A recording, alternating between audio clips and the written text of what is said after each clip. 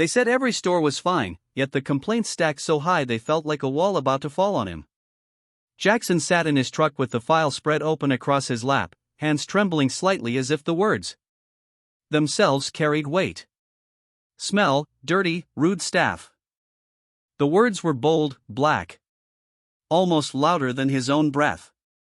In his mind, another voice broke through, older, roughened by years beside a hot oven.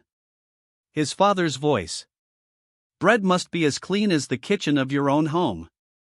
The moment you cheat the customer, you betray the family name. The memory came sharp like a photograph. His father. Fanning the fire of a brick oven at midnight, sweat soaking through his shirt, waiting so the morning crowd could bite into something honest. Outside, customers lined up before dawn, trusting that the bread in their hands carried more than flour. It carried respect. Jackson blinked back to the present. The district manager, Dana. Echoing in his head, no issues. Every location is fine. The words felt slick. Too polished, like paint overwrought. He closed the folder slowly. Faces rose. Unbidden in his thoughts. Linda wheezing into an inhaler. Rosa, dark circles. Under her eyes, scribbling notes for night classes. Jorge, knuckles scarred, trying to mend a broken oven with rusted pliers. Jackson exhaled, the decision burning through him. Enough filtered reports. Enough second-hand truths. It's time, he whispered, gripping the file tight. I need to see it with my own eyes. The door swung open, and the air struck him like a warning. Sharp, sour. Not the kind of smell that should ever belong to bread. It clung to his throat, forced a shallow breath. Jackson steadied himself and stepped inside. Behind the counter, a teenager leaned against the register, her phone blowing. In one hand, her voice flat as she asked for the next order. The rhythm was mechanical, words spilling without care. A woman in line spoke up, her sandwich wrong for the second time this week. The cashier barely looked up, gave a shrug that carried more dismissal than apology. The woman sighed, collected her food, and left, muttering under her breath. Jackson's eyes wandered while he waited. The tables were sticky with half circles from old cups.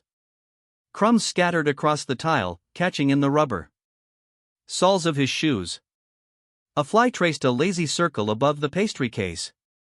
And then, on the far wall, his gaze froze. A piece of paper yellowed at the corners, pinned under a faded promotional poster. The red letters bled through faintly, almost hidden, but not enough. One word was clear. Failed. He didn't move, didn't even blink. He let his gaze drift past. As if it had meant nothing but the shape of the letters branded into his mind.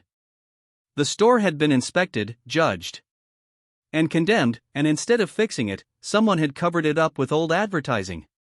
The teenager behind the counter glanced at him, bored, impatient. Next, she muttered, tapping her screen with her thumb. Jackson stepped forward slowly, the sour air thickening with each stride. He ordered. Without hesitation, as though nothing about the room unsettled him, but his grip on the counter tightened, the veins in his hand rising against the skin. He collected his bag, felt the cold dampness of the bread inside, and stepped aside.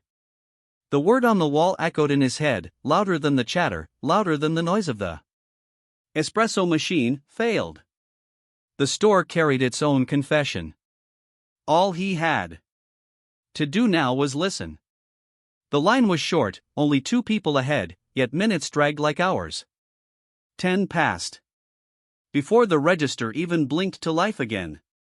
The woman in front of him, hair pinned tight with silver clips, muttered under her breath, slower than a turtle.